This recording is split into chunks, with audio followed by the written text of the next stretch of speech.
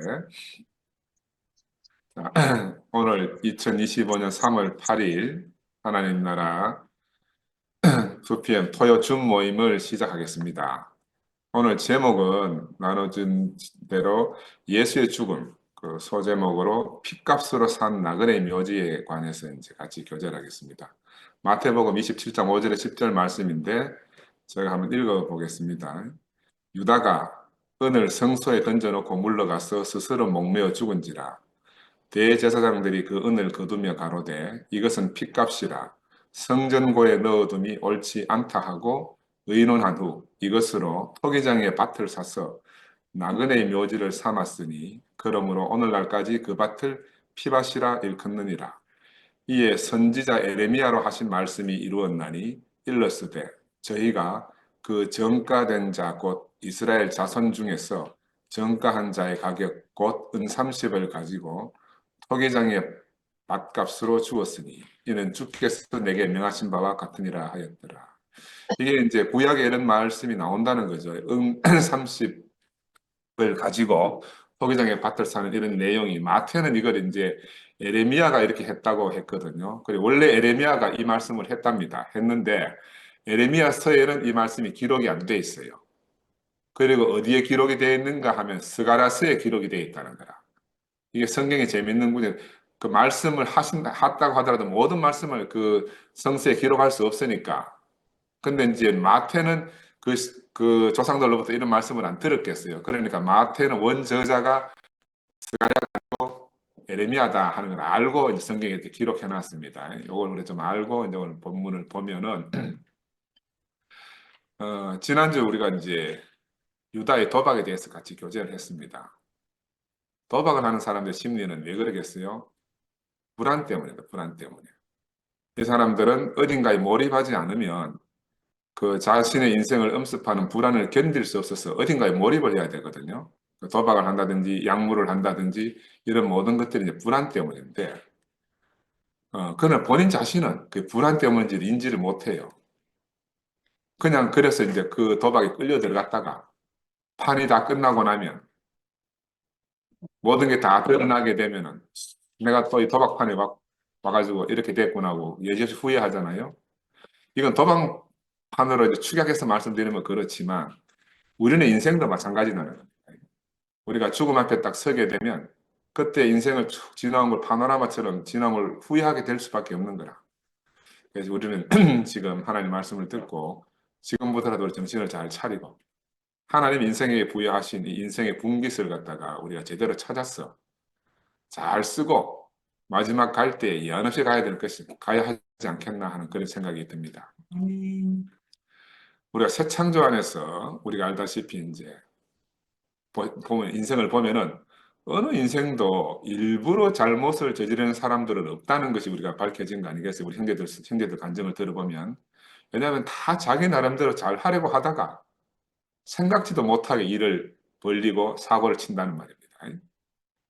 그런데 그게 이제 왜 그런지도 모르고 깨닫지 못하기 때문에 결국 내 인생이 잘못된 것은 다 남 탓이라고 여기다가 남 탓이라고 여기니까 주변 사람들하고 다 등을 지게 되고 외톨이로 살잖아요. 그리고 신혼하는 원망만 남게 되는 게 이제 우리 대부분의 아담의 인생의 결말이다. 이렇게 말씀드릴 수가 있어요. 그런데 우리는 다행히도 하나님의 말씀을 듣고 우리 인생이 참 사람이 누구인가를 발견하게 됐잖아. 그치? 그래서 새로운 세계로 우리가 옮겨지게 되었습니다. 우리가 이렇게 옮겨지기 전까지는 도대체 인생이 왜 이러냐? 그 답도 알 수 없고, 그 이유도 알 수 없고, 하여튼 막 엉망진창이 그런 세계 속에 살았잖아요. 거의 막 왜 그런지도 모르고. 그런데 처음 우리가 나보다 먼저 나를 지으신 이가 있다 하는 하나님 말씀을 우리가 들은 것 아닙니까? 그죠? 그래서 최초에 나오는 하나님 말씀인 창세기를 보면 이 창세기는 무엇인가 하면 인생과 우주의 기원에 대해서 우리에게 이야기해 주잖아. 그죠? 그래서 이 창세기 1장에서 11장까지를 기원론이다 이렇게 말씀하는데 이건 무슨 말인가 하면 우리가 시시비비를 따질 수 없는 거예요. 이게 옳으냐 그러냐 맞나 틀리냐 하는 문제가 아니고 인생의 기원을 이 기록한 저자가 우리에게 이제 무언가를 말해주기 위해서 기록해 놓은 겁니다. 그죠? 그래서 구체적으로 이제 창세기 12장 아브라함 이야기부터는 우리 역사 시대다 이렇게 볼 수가 있어요. 이 아브라함은 기원전 한 19세기 정도의 사람이라고 하거든요. 그래서 내가 지난번에도 한 말씀을 드렸는데 오늘 내가 다시 리뷰를 합니다. 왜냐하면 인간은 망각의 동물이잖아요. 나는 기억하고 여러분에게 아주 세밀하게 말씀을 드렸는데도 여러분은 듣고는 다 주마관상처럼 잊어버렸을 거야. 그래서 다시 한번 말씀을 드렸는데 창세기 1장과 2장 4절 전반 2장 4절이 전반절 후반절 이렇게 있는데 전반절까지는 언제 기록되어졌는가 하면은 기원전 6세기에 크라이스트가 사제들의 의해서 기록된 문서다 하는 걸 기억하시고요. 그러면 2장 4절 후반부부터 나머지 기록들, 야훼 하나님으로 표현되어지는 이거는 Y저자. Y는 왜 Y냐 하면은 야훼 하나님 할 때, 야웨스트. 이 기록한 사람들을. 그래서, 근데 문제는 2장 4절 후반부부터 기록된 이 성경은 기원전 10세기 때부터 기록되어져서 전해져 온 거라 그란 말이에요. 이걸 꼭 기억하시고. 그래서 두 부분으로 나뉘어져 있는 걸 갖다가 기원전 4세기쯤 돼가지고, 4세기쯤 돼서 이 성경을 총편집하는 어떤 분들에 의해 가지고 이게 이제 우리가 두 창세기 종류가 여러 개 있는데 어느 걸 어떻게 할 것인가 이렇게 머리를 맞대고 이제 궁극적으로 지금 우리가 아는 창세기를 갖다가 이렇게 편집을 해 놓은 겁니다. 조상들로부터 구전되어 오던 것들, 오래된 창조 이야기를 갖다가 묶어서 인생의 시작이, 인생의 기원이 어딘가를 후손들한테 알려주고 싶잖아요. 왜 지금 우리 인생이 이렇게 꼬였는지, 지금 왜 우리는 이런 어려운 지경을 당하게 됐는지를 그 함축된 언어로 후손들에게 알려주고 싶어서 이제 이런 걸 기록해 놨다고 생각이 들고요. 이 야훼 하나님, 그 창세기 2장 4절 이후에 나오는 하나님을 야훼 하나님이라 그러고 1장부터 나오는 하나님을 엘로힘 하나님이라 그런다고 제가 지난번에 말씀을 드렸습니다. 그죠? 그래서 이 기원전 10세기에서부터 400년이 흘러가지고 기원전 6세기에 이스라엘이 완전히 멸망했잖아요. 바벨론에 포로로 갔어. 갈 바를 알지 못하던 이 이스라엘 형편에 사제 집단이 우리 갈 바를 모르고 답이 없고 정말 황망하게 된 우리 이스라엘에게 정말 하나님은 사라졌는가 고민 안 했겠어요? 그래서 그들은 엘로힘 하나님을 새롭게 등장시킨 겁니다. 엘로힘 하나님. 엘로힘 하나님은 지난번에 말씀드렸지만 최상급이라 엘로힘이라는 게. 그래서 우리라고 표현하는 복수로 표현하는 것은 최상급을 의미한다 그랬어요. 그러니까 모든 신들 중에 최고의 하나님이라는 말이에요. 엘로힘 하나님은. 그래서 지금 우리가 이제 돌아갑시다. 지금 돌아가서 창세기 기원전 6세기에 바벨론 포로로 잡혀가 있는 우리 절망적 상태다. 우리 일제시대 때처럼. 근데 그 야훼 하나님으로 기록되는 창세기를 대략 기록하는 하나님의 창조는 대략 이러하더라 하고 나오는 2장 4절 이후에 그 야훼 하나님이 창조했던 그 옛 창조가 지금 망하게 된 거예요. 이스라엘 백성이 망했으니까 하나님 망한 거지. 그 망한 그 상태에 대해서 다시 처음 1장 1절은 뭐라고 말하는 거 하면 태초에 하나님이 천지를 창조하셨다. 이거는 우리들의 형편과 사정과 전혀 상관없이 하나님이 새 창조를 시작하신다는 그 엄청난 말씀을 선포하시는 것이 창세기 1장 1절이다. 그래서 1장 2절에 가면 그건 하나님의 선포고 1장 2절은 이스라엘의 상태를 나타냈다 말씀드렸죠. 지금 이스라엘의 형편은 어떤가 하면 포로되고 멸망한 상태죠. 그러니까 그 성경은 1장 2절 어떻게 기록했는가? 땅이 혼돈하고 흑암이 깊음 위에 있고 하나님의 신이 수면 위에 운행하신다. 하나님이 이스라엘 백성과 만날 접점이 없다 그 말이에요. 접점이 없다. 이게 이제 하나님과 이스라엘 상태를 딱 두 구절로 완벽하게 표현해 놓은 거죠. 근데 바로 이 창세기 1장 2절의 상태는 우리 그 이후에 우리 모든 인생들의 사정이다. 나의 사정이고 여러분의 사정이기도 하고 우리 모든 인생들의 사정은 창세기 1장 2절이다. 땅이 혼돈하고 공허하며 흑암이 깊음 위에 있는. 그리고 하나님이 우리 인생에 찾아오고 싶지만 찾아올 수 없이 수면 위에 운행하시는 그런 상태다. 그런데 이 엘로힘 하나님이 우리의 상태와 전혀 무관하게 새롭게 새 창조를 시작하시는 것이 창세기 1장 3절부터다. 첫 일성으로 뭐라고 하셨는가 하면은 빛이 있어라. 빛이 있으라. 이 빛은 태양빛을 말하는 게 아니거든요. 하나님을 인식할 수 있는 그 인식의 빛이거든요. 그러니까 처음 이 창조를 예창조라고 생각하면 안 된다는 걸 내가 말씀드리기 위해서 오늘 다시 한번 하는 겁니다. 이 창세기 1장에 나오는 이 창조는 하나님의 새 창조다. 예수가 우리에게 돌려주고자 하는 그 새 창조의 세계가 선포된 거죠. 그래서 다시 이제 본문으로 가면 이 새 창조를 완성하고 하나님을 안식케 할 사람으로서 예수가 600년 후에 오신 거잖아요. 기원전 6세기로부터 이제 BC와 AD를 가르는 예수의 인생이 시작된 거라. 지금 이 예수가 십자가에서 죽고 그 예수의 피의 대가로 무엇이 확보되었는가 하면 나그네의 묘지가 확보되었다고 이렇게 오늘 마태복음가 기록하고 있습니다. 우리는 지금 오늘 어디에 묻혀 있어요? 우리는 다 같이 나그네의 묘지에 함께 묻혔습니다. 이 나그네 묘지에 묻혀 있다는 말은 우리가 다 새 창조 안으로 예수 안으로 옮겨졌다는 그 말이에요. 예수 안으로 옮겨졌다. 왜? 창세기 1장에 새 창조 안으로 옮겨진 거야. 나그네 묘지에 묻혔다는 것은. 여기는 다시는 사탄이 틈타지 못하는 온전한 세계라는 겁니다. 그래서 창세기 1장에 보면요. 하나님이 좋아하신다는 말밖에 없어요. 심히 좋았더라, 좋았더라, 좋았더라, 좋았더라. 마지막 2장 4절에 가면 하나님이 이날을 복주어 거룩하게 하고 안식하셨더라. 이게 새 창조의 전부라. 새 창조의 전부라. 우리도 교회 안에 와서 새롭게 인생이 재발견되고 나면 우리 전 인생이 다 새 창조 안으로 돌아가는 겁니다. 우리는 그 전에 어떻게 알았는가 하면은 이 하나님이 어떤 하나님 뭔가를 보여줘가지고 창세기에 기록된 줄 이렇게 알았잖아요. 그래 왜냐하면 성서가 가장 오래된 기록인 줄 알았어. 근데 지금 새로운 이제 고고학들이 고고학 문서들이 발견되고 이렇게 하면서 창세기보다가 훨씬 오래된 문서들이 많다. 기원전 3000년경에는 이집트에서 성강 문자가 있었고 3300년 정도, 3500년 그 이전에는 수메르인들에게 쐐기 문자가 있었는 거야. 쐐기 문자. 그러니까 이 히브리인들의 기록들보다 더 오래된 문서들이 있기 때문에 사실은 성경이 최초의 문서라고 말할 수 없게 된 거예요. 그럼 우리가 성서를 새롭게 보는 우리의 인식이 생겨야 되고 만약 이렇게 기록된 성경은 그보다 먼저 있었던 이런 주변 세계의 영향을 받지 않을 수가 없는 그런 형편이었을 거다. 근데 그건 이제 그까지 하고 저는 궁금한 게 뭐냐 하면은 이 예창조를 기록한 야훼스트, Y 저자들은 어떻게 지식의 나무의 열매인 이 선악과를 어떻게 알고 기록했겠나? 여러분 궁금 안 해요? 그냥 단순히 하나님이 이렇게 가르쳐줘 가지고만 기록하겠다. 이거는 정말 너무 문자적이라. 한 고민을 해봤어요.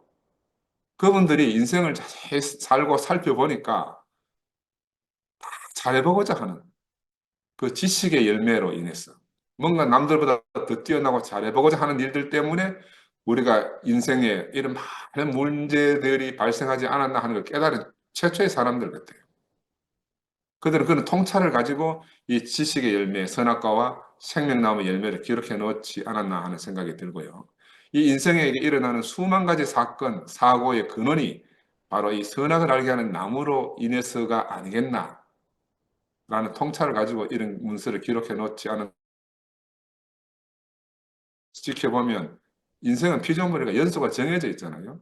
우리가 아무리 오래 죽지 않고 살고 싶은 소원이 있어도 우리가 꿈꾸고 희망한다 할지라도 이 영원한 삶이라는 것은 우리가 가지고 있는 물리적 시간 안에서는 영원한 삶을 누릴 수가 없는 거라. 그 다른 말로 하면 우리가 꿈꾸고 희망하는 하나님과 함께하는 영원한 시간 안에 영원한 동산 안에 살 수 없는 형편이 지금 형편이라. 그럼 이것을 어떻게 합리적으로 해석해야 되잖아요. 그래서 선악과를 먹고 동산에서 쫓겨났다는 이런 기록들을 해놓지 않았겠나 하는 제 나름대로의 내피셜이니까 여러분들도 한번 생각을 해보십시오. 그래서 그걸 넘어서려고 하면 어떻게 해야 되는가? 그 시간과 공간, 에덴이라는 동산과 또 영원하다는 우리가 그 물리적 시간, 이 시공을 넘어서는 생명의 세계를 우리 앞에 제시해 놓은 거예요. 창세기는. 그들 나름대로 합리적인 계시 안에서 창세기 1장부터 11장까지를 나는 기록해 나왔다고 보고 이것이 맞느냐 틀리느냐 이런 게 따질 문제가 아니고 우리 각자 인생을 통해서 이 성경의 말씀을 우리가 안에서 하나님의 빛 가운데서 우리가 이제 발견하는 게 참 중요하겠다.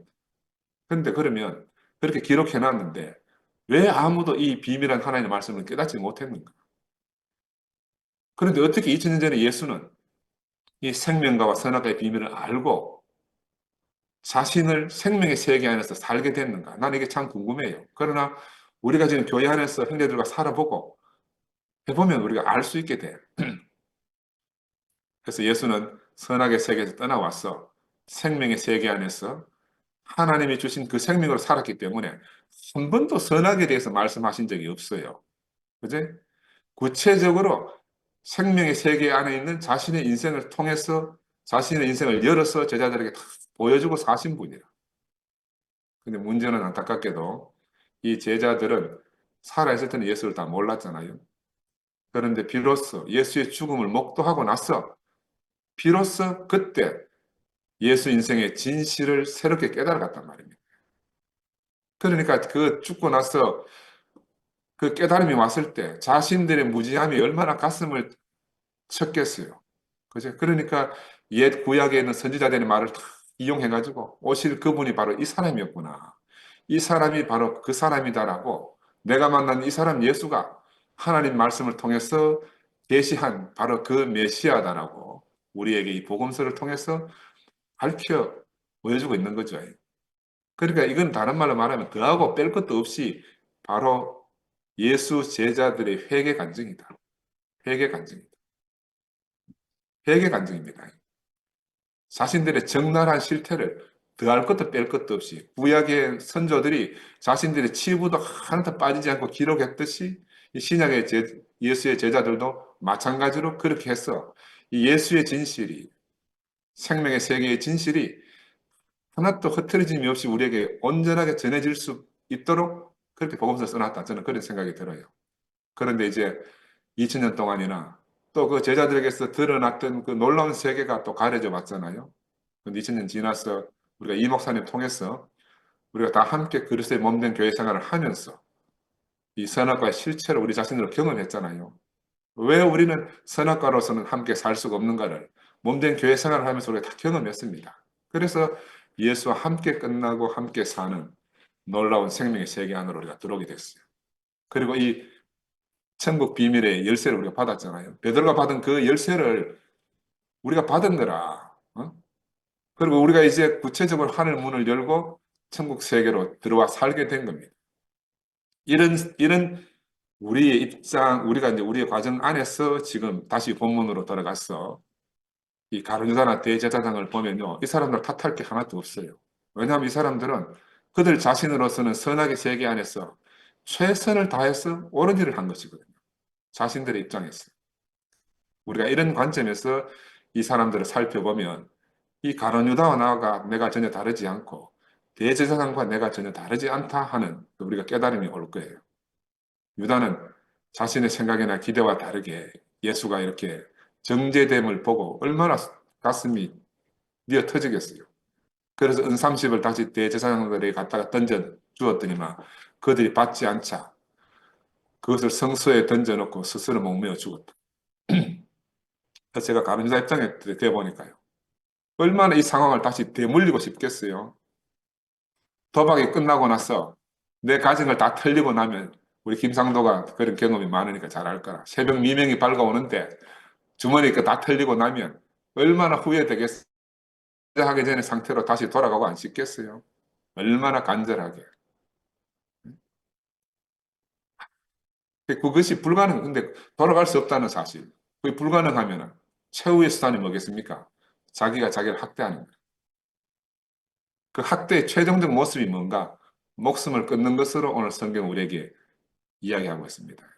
그래서 요즘 젊은 연예인들도 자살 사건들도 마찬가지 심정에서 막다른 골목에 다다르면 다달라 생긴 현상이잖아요. 요즘 한국이 자살률 세계 1위잖아, 그지? 문제는 우리가 도박하기 이전 상태로 돌아간다고. 그럼 근본 문제가 해결되는가? 돌아가면 다시 그게 또 똑같은 일이 또 반복되는 거라. 아담안에서는 처음이나 마지막이나 사실 매일 반이다. 처음에는 다 같은 거라. 그래서 예수는 우리를 그 자리, 처음 자리로 돌아가게 한 게 아니고 우리를 옮겨주신 겁니다. 그래, 이 중간 단계인 도박 이전에 그 상태를 옮겨준 게 아니고 도박이 전혀 필요 없는 도박과 전혀 상관이 없는 세계로 영 단번에 우리 모두를 옮겨주셨단 말입니다. 그래서 이 새 창조의 세계 안으로 하나님 우리를 보고 심히 안식하는 그 안식의 나라 안으로 아까 내가 처음 시작할 때 서두에 말씀드렸지만 바로 창세기 1장과 2장 4절까지 있는 그 하나님의 새 창조의 세계 안으로 우리를 옮겨주신 거예요. 우리가 교회 와서 다 경험하잖아요. 빛이 있으라 하니 빛이 있더라. 묻이 드러나는 묻이 드러나더라. 궁창이 드러나고 우리 인생 골고리를 통해서 하나님 말씀이 우리 열려지는 걸 다 경험한 겁니다. 이거는 새 창조라. 창세기 2장 이후에 있는 그 야외 하나님으로 말한 그 예창조가 아닌 새 창조를 우리가 교회 와서 다 경험한 겁니다. 그래서 하나님이 심히 좋아하신 바 있는 세계 안으로 복주어 거룩한 날만 있는 세계 안으로 우리가 지금 옮겨진 겁니다. 이 할렐루야 하지 않을 수가 없는 거라. 본문에서 대제사장들은 그 은을 거두면서 이것은 핏값이다. 이것은 성전고에 넣어두면 옳지 않다 하고 스스로 의논한 다음에 그럼 어떻게 하는 게 좋겠노? 그래서 이것으로 토기장에 밭을 사서 나그네 묘지를 삼았다. 이렇게 기록해 놓는데 이것들도 이제 아마 마태가 어떤 의도를 가지고 이렇게 기록해 놓은 것 같아요. 핏값이라는 것은 사람을 죽이기 위하여 대가를 지불했다는 것을 스스로 고백했습니다. 그러니까 그 돈은 옳지 않은 돈이잖아요. 사람을 죽이기 위해서 지불한 돈이기 때문에. 그러니 거룩한 성전 근거에 넣어둘 수가 없고 자기 스스로 이제 사람의 피를 흘렸고 옳지 못하다는 걸 이렇게 말하고 있는 거죠. 우리가 세상을 보면요. 악을 행하는 자가 자기의 행함이 악하다는 것을 전혀 모르지는 않는다는 거죠. 전혀 모르지는 않는다. 알지 좀그 부담 양심의 부담이 있긴 하지만 그러나 그보다 더 큰 합리적 이유가 자기 안에 있는 거예요. 옳다고 여기는 어떤 일을 그 목적이 수단을 정당화한다는 거죠. 옳다고 여기는 어떤 일을 하기 위해서 그런 일을 어쩔 수 없이 저지를 수밖에 없고 이게 바로 선악과라는 올무에 갇힌 모든 인생의 결론이다. 이거 옛날에 이제 김 목사가 안나 하렌트의 저서 예루살렘의 아이히만이라는 이 이제 홀로코스트로 유대인들을 학살한 사람들에 대해서 한번 말씀 중에 한번 했었어요. 여러분 기억납니까? 이 아이히만 이 사람은요 너무너무 평범한 우리하고 똑같은 평범한 사람이라는 거라. 그런데 자기가 그렇게 엄청난 일을 저질렀어도 그 악을 저질렀다는 생각이 전혀 없어요. 그래서 악의 평범성에 대해서 이제 이 예루살렘 아히만이라는 책에 그런 내용들이 쭉 나오는데 이때 이야기 듣고 우리 이 목사님이 대언했다는 거 여러분 아십니까? 왜냐하면 김 목사가 나를 아이히만으로 비유했다. 왜냐하면 신모티 노선을 주장하는 사람들이 하는 행위가 자기들이 무슨 짓을 하는지는 모르고 아이히만이 유대인을 홀로코스트로 보낸 것처럼 한다는 그런 걸 암묵적으로 깔고 이야기한 거예요. 내가 김 목사와 같이 목사님 집에 들어갔을 때 또 이야기하더라고. 목사님은 거기 하여튼 뭐 뇌리에 박혔는 거더라고. 그래서 대제사장의 입장. 이것은 백성을 대표하는 거룩한 하나님을 섬기는 거룩한 직분이잖아요. 그런데 왜 이들은 이렇게 거룩하고 아름다운 직분의 입장을 가지고 하나님 아들을 죽일 수밖에 없는가? 왜냐하면 자기들 입장에 있는 거라. 그들은 자기를 수호해야 할 뿐더러 종교를 수호해야 하는 자기들의 입장 때문인 거야. 그지? 너무나 합리적이고 당연한 거라. 예수가 하나님 아들이라는 것 자체가 인정할 수 없는 거예요. 자기들 생각에는. 그리고 예수를 죽이는 건 자기들로서는 너무너무 합리적이고 당연한 거라. 또 설사 아들이라 한다면 아들이 진짜 아들이고 아들이 왔다면은 내 제사장 직분이 날아가는 거라. 그래 어떻게 해요? 여러분이 어떻게 하겠어요? 내라도 예수를 죽여야지. 응? 나를 지키고 하나님 내게 준 이 거룩한 직분을 지키기 위해서는. 야, 아들 자체가 참 제사로 오면은 그 나머지 직분들이 다 사라지기 때문에 그들은 어쩔 수 없이 예수를 그냥 둘 수가 없고 아들을 죽이게 되는 거죠. 하나님은 왜 이들에게 그런 직분을 잠시 동안 허락하셨는가 하면 아들이 나타날 때까지만이에요. 아들이 나타날 때까지만. 그리고 종교는 왜 생겼나? 아들이 없어서 생긴 거라 말씀드릴 수 있죠. 동산 안에서 하나님과 생명의 관계로 살아야 될 인생인데 이 생명의 관계가 끊어지고 동산에서 쫓겨났으니까 하나님을 섬기는 최선의 방법으로 종교가 탄생한 것이다. 우리는 이걸 너무너무 잘 알고 있지 않습니까? 그죠? 나는 이걸 하나님과 관계를 이렇게 생각하면요. 계속 우리가 헷갈릴 수가 있어요. 우리 이웃들과의 관계를 한번 대치해 보면 훨씬 인생이 쉬워집니다. 그래서 누구든지 내 이름으로 온 한 소자를 영접하면 곧 나를 영접하는 것이다. 예수가 이렇게 말한 거다. 이거는 엄청난 뭐라 그럴까? 종교에서 멀리 떨어진 일이에요. 예수는 정말 하나님, 참 멀린 하나님을 말하는 게 아니고, 우리로 하여금 아주 작은 소자, 내피는 이웃에게 하는 것이 하나님을 섬기는 것이다. 라는 엄청난 말씀을 했는데, 우리는 아직까지 이 말을 다 깨닫지 못하는 거예요. 현재 우리들 입장은 어디에 있겠습니까? 우리가 바로 이런 종교냐, 아들이냐 하는 갈림길에 서 있는 겁니다.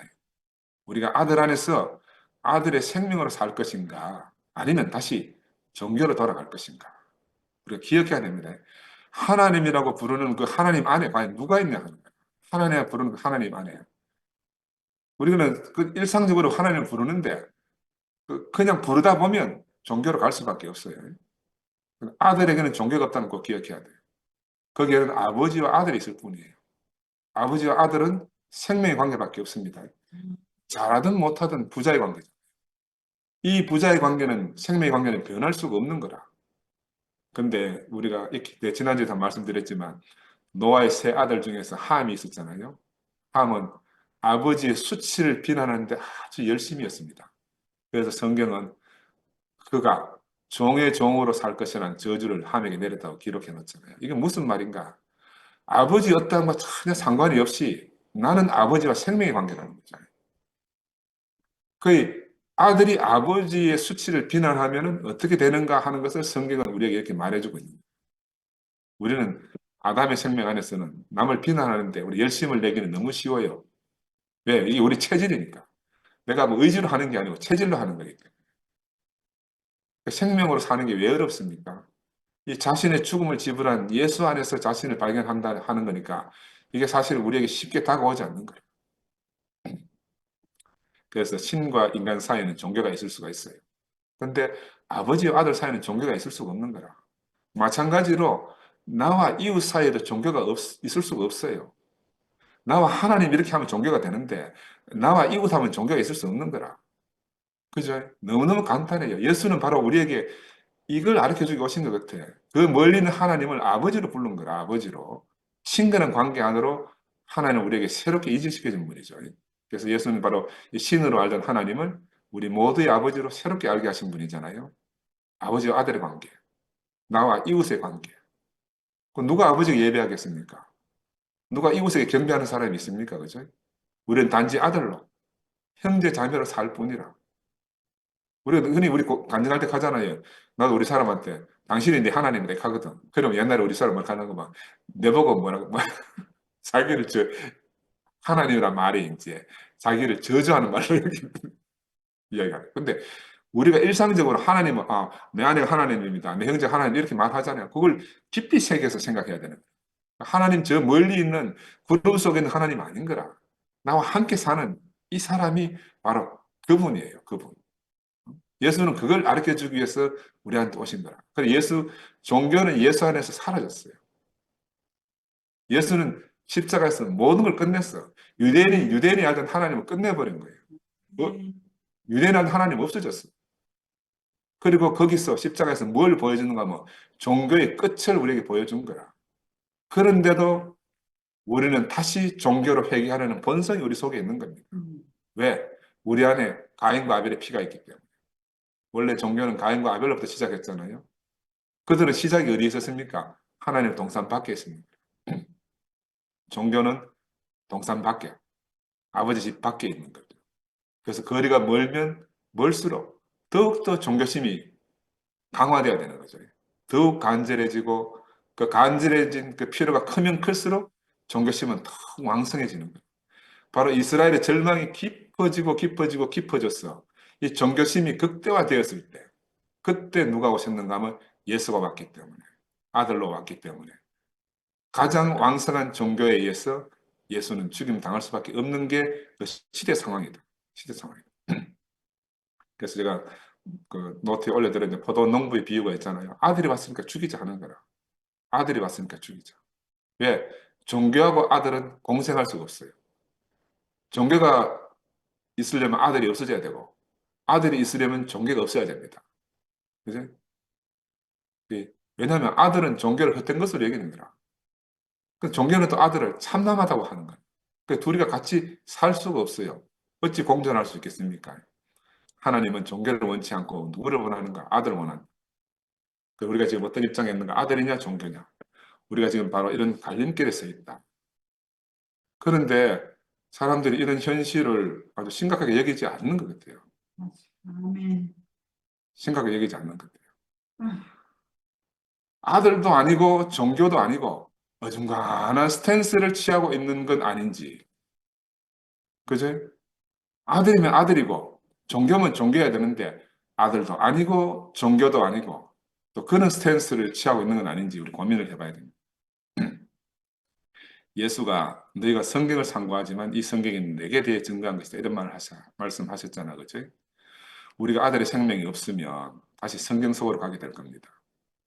그런데 우리에게 아들의 생명이 있으면 아들 안에 사는 것이 너무너무 당연한 거죠. 그죠? 아멘. 하나님은 바로 종교가 아닌 아들을 원하시는 분이잖아요. 그래서 아담에게 생명나무를 주셨고 아브라함에게는 아들을 주셨고 최종적으로 아들 예수 그리스도를 우리에게 주셔가지고 우리로 하여금 바로 이 아들을 살아내기를 소원하신 게 하나님의 소원이에요. 하나님의 소원. 인간의 소원을 간구하고 찾는 데는 아들이 필요 없어요. 거추장스럽잖아요. 근데 사실 우리가 우리 소원이라고 알지만 우리 소원을 깊이 찾아가 보면요. 그게 바로 그 아들이라 아들. 이 아들이 바로 우리가 찾고 찾던 인생의 거룩한 소원이라. 근데 이걸 겉으로 봐서는 이 모르는 거예요, 우리가. 속았어. 몰라. 그래서 예수는 마지막에 초의 만찬을 우리에게 펼쳐주시면서 자신을 먹으라고 했잖아요. 내 살은 참된 양식이고 내 피는 참된 음료다. 이것을 먹는 자는 살리라, 영생하리라. 이렇게 말씀하셨어요. 아들이 있는 자는 생명이 있고 아들이 없는 자는 생명이 없다. 단호하게 말씀하신 거예요. 제가 우리 손자가 한 번씩 우리 집에 오면 이제 그림 성경 이야기를 한 번씩 해주거든요. 얼마 전에는 이제 생명나무와 선악과에 대해서 이야기를 해주니까 성경 그림에 생명나무 열매도 있고 선악과 알게 하는 열매도 있으니까 우리 집 오대만 할아버지 이거 너무 먹고 싶다는 거야. 근데 어떻게 먹냐는 거야. 어떻게 먹냐. 그래서 말씀을 열심히 듣는 것이 먹는 것이다. 말씀을 그렇게 하니까 그래 이야기했는데도 할아버지 이거 따먹고 싶다는 거야. 따먹고 싶다. 아직까지 인식의 부족까지 안 와가지고 내가 막 그 따먹고 싶다는 이야기를 막 한참 한 적이 있어요. 마찬가지로 우리도 바로 이 생명과를 먹기 위해서 우리가 밤마다 열심히 줌 모임에 참석하잖아요. 아멘. 밤마다. 근데 종교에 젖어 있는 사람들은요. 왜 열심인가 하면 자신의 소원 때문에 열심이잖아요. 근데 열심히 좋은 게 아니고 열심히 심할수록 아들을 무시하고 거부하게 되는 겁니다. 그들은 그들의 열정 때문에 하나님에 대한 열정 때문에 예수를 죽이지 않고는 먹을 수도 없고 잠을 잘 수도 없는 그런 사람들이에요. 그래서 모의하고 밤에 모이고 새벽에 모여서 마지막으로 빌라도에게 사형을 시켜달라고 주청하고 허가를 받자마자 빨리 또 처형해야 돼. 왜냐하면 안식일이 하루 넘기면 안식일 오기 때문에 안식일 전에 처형하고 또 안식일은 거룩하게 하나님을 찾아가서 예배를 드려야 되니까. 그래 이 사람들이 얼마나 바쁘고 급하겠어요. 하나님 쉬신 날 일할 수 없으니까. 그리고 사람을 죽이고도 거룩하게 안식일을 지켜야 할 사람들이잖아요. 근데 명분이 좋습니다. 명분이 너무너무 좋아요. 하나님을 섬긴다는 명분. 누군가를 핍박하고 없애기 위해서 그렇게 열심히 사람들로서의 대표자들이 이들이다. 근데 이들이 다른 사람이 아니고 바로 우리들이었어요. 우리들이 다 그랬어요. 우리가 모르고 그랬잖아요. 우리 눈이 떠진 세계에 와서 보니까 우리가 모르고 그렇게 사는 거야. 마찬가지로 눈이 떠진 우리가 그 모르고 그러는 사람들 우리가 어떻게 뭐라고 할 수가 없잖아요. 그렇죠? 할 수가 없는 거라. 저도 부지 중에 혹시 이들의 뒤를 따르고 있지는 않는지 내 스스로 항상 돌이켜 보게 돼요. 내가 일부러 하지 않더라도 부지 중에 또 그렇게 하고 있지 않는지. 왜? 우리의 체질과 본성이 그랬기 때문에. 그런데 영서 형제가 내 옆에서 항상 눈을 부라리고 불꽃 같은 눈으로 날 지켜보고 언제 85세가 될래 하고 지켜보고 있으니까 내가 조금 이탈하더라도 돌아오고 하는 겁니다. 그런데 예수의 이 몸값에 대해서 다시 말씀을 드리면 이 몸값이 기이하잖아요. 그들이 그 제사장들이 거룩한 생각에 따라서 거룩한 생각이잖아요. 사람의 핏값이니까 지불한 돈이니까 성소에 드릴 수가 없으니까 나그네 묘지를 사는 데 사용하자 하는 게 얼마나 이 놀라운 생각입니까? 나그네는 누구예요? 나그네는 이 세상 강포의 땅에서 묻힐 곳마저 없는 사람들이죠. 살아서도 물론 쉴 자리가 없었을 뿐더러 죽었어도 묻힐 곳이 없는 사람들이 바로 나그네입니다. 예수 시대에도 그런 사람들이 있었고 오늘 우리 시대에도 우리 자신이 바로 그런 사람들이에요.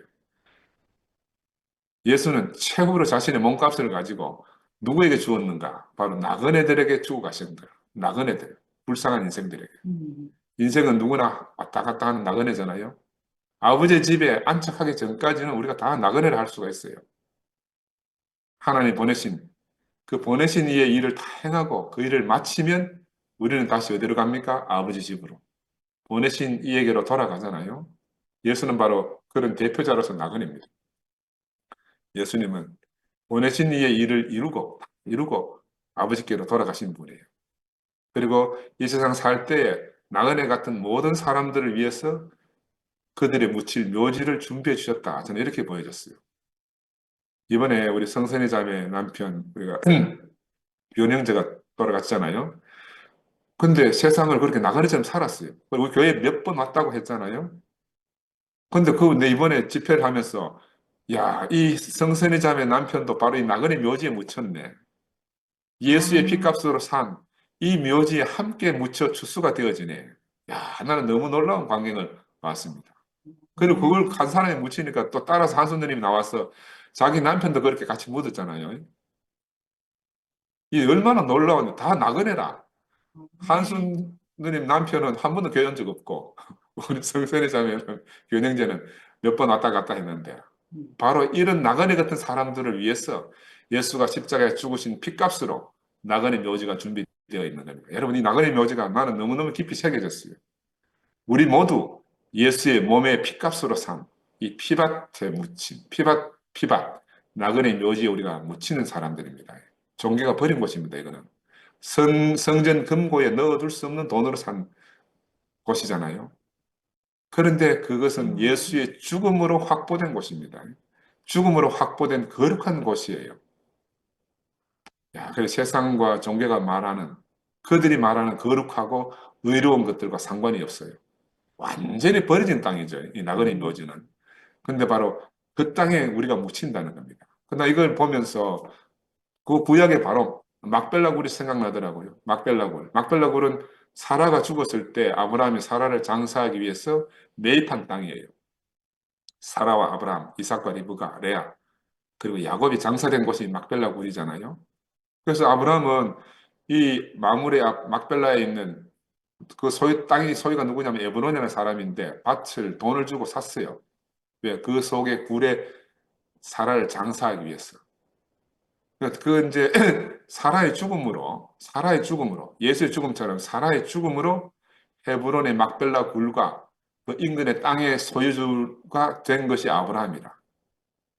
그때까지 아브라함은 나그네로 살았어요. 나그네로 살았는데 돈을 주고 땅 소유주가 됨으로 이제 나그네에서 구체적으로 법적으로도 정착민 신분을 얻게 된 거라. 이게 성경이 참 기이해요. 하나님의 약속, 하나님이 아브라함아 내가 너에게 지시할 땅으로 가라 하는 그 최종적 땅이 헤브론의 막벨라 굴이라는 거죠. 이 하나님의 약속이 마침내 이루어지는 시작점이 된 것이 막벨라 굴입니다. 근데 이거 이제 묘지 조금 더 깊이 들어가 보면요. 이 묘지가 막벨라 굴인데 이 예수의 죽음을 통해서 확보한 나그네 묘지와 똑같은 거예요. 그래서 이 사건, 아브라함이 이 막벨라 굴을 확보하고 나서 이집트에서 죽은 야곱과 요셉도 출애굽 때 그들의 뼈가 다 가나안 땅으로 돌아와서 여기 묻히게 되잖아요. 여기 묻히게 되면서 어떤 전통이 만들어지는가 하면 가족묘라는 전통이 생기게 되는 겁니다. 가족묘. 이 가족묘의 전통은 하나님이 아브라함에게 약속한 하나님 약속한 그 말씀에 대해서 아브라함이 이렇게 순종한 사람이라는 순종의 표시이기도 해요. 순종의 표시이기도 하니까. 모든 것을 뒤로 하고 하나님 말씀을 의지한 채 떠나온 아브라함의 일생이 이 바로 무덤으로 결말되어지는 거예요. 그래서 이 무덤은 아브라함의 순종의 증표고 그리고 그냥 공짜로 받은 게 아니에요. 헷 족속 에브론은 공짜로 쓰라고 했어요. 근데 아브라함이 극히 아니다. 내가 돈 주고 살 테니까 네 돈을 내가 돈이 얼마 주면 되겠노 해서 그 흥정을 하다가 은 400세겔을 말하는 은 400세겔을 주고 막벨라 굴을 구입했습니다. 왜냐하면 이거를 돈을 주고 값을 지불하고 사지 않으면 다시 무르게 되는 거라. 다시 물을 수밖에 없어요. 물론 그 시대는 뭐 이렇게 신년이라는 이런 법이 없어서 그럴 일이 없지만 그래도 값을 지불하고 막벨라 굴을 구입했다는 이것이 나는 오늘 예수의 죽음의 피값으로 이 나그네 묘지를 샀다 하는 거가 탁 이렇게 대치가 되게 알아졌어요. 아, 값을 지불해야 되는구나. 값을 지불하지 않으면 다시 원래대로 돌아갈 수밖에 없구나. 땅의 소유권을 정식으로 인수받아야만 하는구나 하는 게 이제 새롭게 알아졌습니다. 예수의 피값은 은 30세겔이에요. 나그네 묘지를 예수의 피값으로 샀는데 이 막벨라 굴은 이제 이후에 이제 가나안 땅으로 그 요셉의 유언을 통해서 이제 마지막 출애굽할 때 해골을 들고 나오지 않습니까? 그죠? 그 얼마나 장엄한 행렬입니까? 그 예수의 죽음, 그 우리 앞에 이 출애굽할 때 이스라엘 백성들이 요셉의 해골을 들고 나오는 것처럼 우리는 항상 예수의 죽음을 우리 앞에 이렇게 간직하고 있는 거죠. 간직하고 있어요.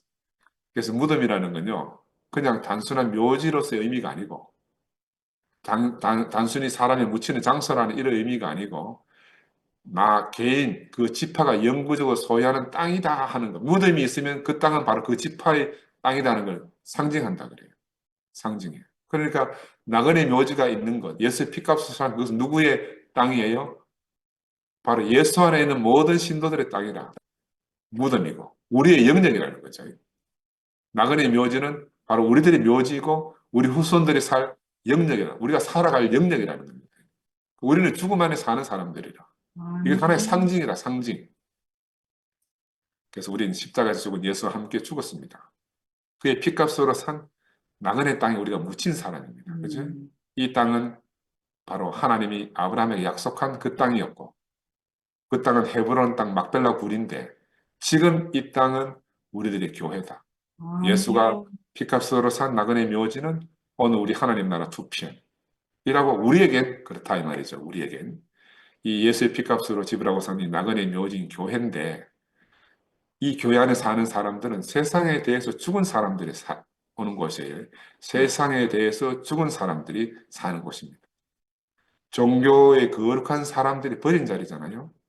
근데 우리는 여기서 새 생명의 삶을 살고 있습니다. 우리 한철이가 말하듯이 예수의 피값의 은혜가 100% 넘치는 곳이다. 100% 아멘. 넘치는 곳.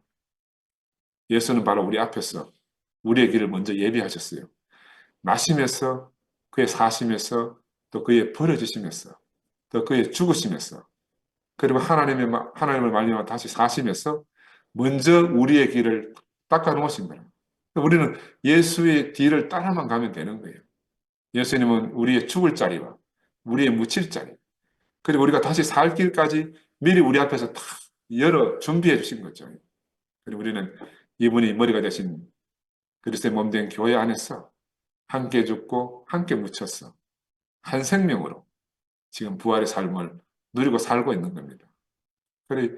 그리고 우리는 그 부활만 취할 수가 없는 거잖아요. 이 예수의 다시 사심은 과정을 거쳤잖아요. 세상에 공짜 점심은 없다 했듯이 부활 생명은 공짜로 얻는 게 아닙니다. 그의 나심과 사심과 버려지고 죽임 당하시는 전 과정을 지나서 하나님 다시 살려주신 거죠. 그러니까 전 과정을 통과한 그 예수의 생명이 우리에 공급되어져서 우리도 새로운 삶을 살게 된 겁니다. 아멘. 근데 유대인들은 그 밭을 지나가면서 볼 때마다 고개를 다 돌리고 가잖아요. 왜? 저주받은 땅이니까. 유대인들은 그 땅을 뭐라고 말하는 건 불의한 자가 묻힐 것이다. 참남한 자의 피밭이다. 이렇게 여긴다는 거죠. 우리도 지금 그런 은총을 받고 살고 있습니다. 여러분 못 느낍니까? 나는 그거 늘 느끼는데. 근데 우리는 그 밭을 거룩한 나그네 묘지라고 한다는 거죠. 그들은 우리를 보고 고개를 돌리지만 우리는 그 거룩한 나그네 묘지로 우리가 영원히 살 곳이라고 우리 여긴다는 거예요. 야, 얼마나 감사해요. 이 나그네 묘지가 지금 우리들의 하나님 나라 2PM이다. 아멘. 바로 거룩한 하나님의 나라다. 겉은 계달의 장막 같을지라도 속은 솔로몬의 침궁보다도 더 아름다운 생명의 각종 보석들이 매일마다 치렁치렁하게 전시되어지는 곳이다. 제가 이집트 여행 갔을 때 이집트 왕가의 무덤이라는 곳에 들어갔더니만요. 이거는 막 얼마나 넓고 깊고 황홀한지 산 사람의 집은 저리 가라. 얼마나 아름답게 장식되어져 있고 그 몇천 년 전에 지은 그 색깔이 하나도 변색이 없어요. 얼마나 아름답게 칠해져 있고 치장되어져 있는지. 또 한편으로요. 일반인들이 죽은 무덤이 있는데 우리 시내 마을처럼요. 우리나라 2층 우리나라 옛날 지은 양옥집 있죠. 양옥집. 양옥집처럼 지은 곳이 시내에 쫙 깔려 있는데 보니까 저기 사람 사는 곳이 아니고 무덤이래. 그 사람들 양옥집을 다 지어놓고 천장이 없어요. 집은 양옥처럼 지어놓고 그 지하에다가 조상들의 묘를 만들어 놨다 하더라고.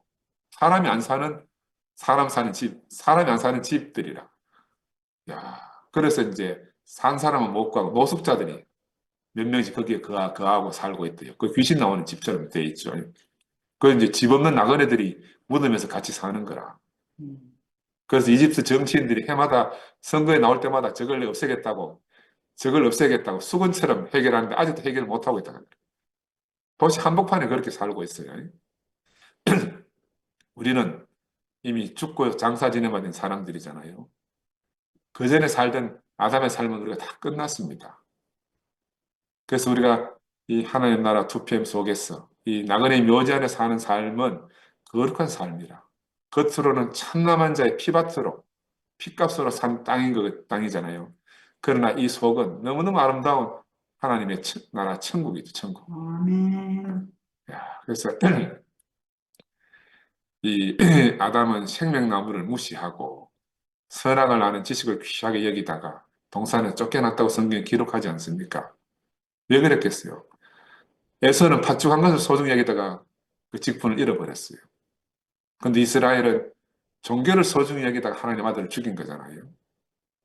결과는 어떻게 됐는가 하면 형제들과의 연락이 끊어지게 되는 거예요.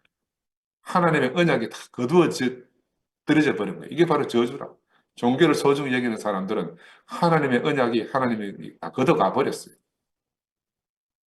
우리 중에 우리는 혹시 그러지 않는가? 우리가 반드시 우리 자신을 돌이켜 봐야 되는 거죠.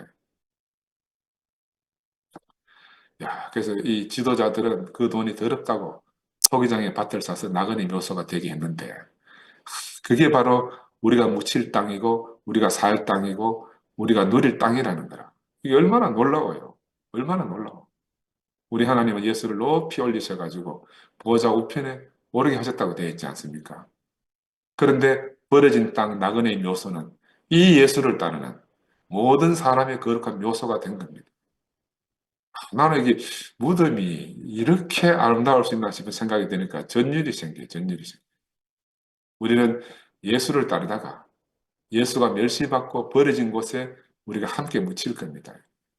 예수가 멸시받는 곳에서 나도 멸시를 받을 것이고 예수가 버려진 곳에 나도 버려질 것이고 예수가 죽임 당한 곳에서 우리도 죽임 당한다면 예수가 다시 사신 곳에서 우리도 다시 함께 살아날 것 아니겠어요? 이게 놀라운 하나님의 축복입니다.